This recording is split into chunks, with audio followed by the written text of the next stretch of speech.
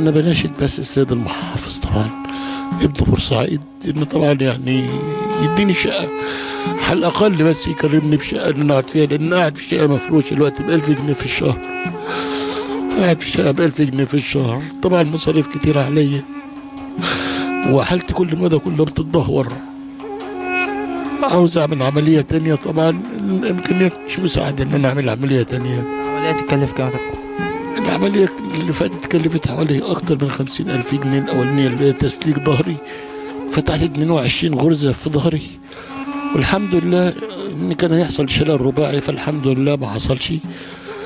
دلوقتي في برضه فقرتين ضاغطين على العصب الشوكي بتاعي، اللي هي ايديا مش قادر ولا رجليا بتتحرك، فطبعا عاوز عملية كبيرة. طبعا بناشد يعني الناس الكبار المسؤولين عن الرياضة والاتحاد الكرة إن هو برضه يساعدني، على أساس إن أنا أقدر إن يعني أمشي أو أتحرك زي الأول. كنت معروف عني إن أنا كنت لاعب كويس أوي، وكنت بجري، وكنت الحمد لله يعني.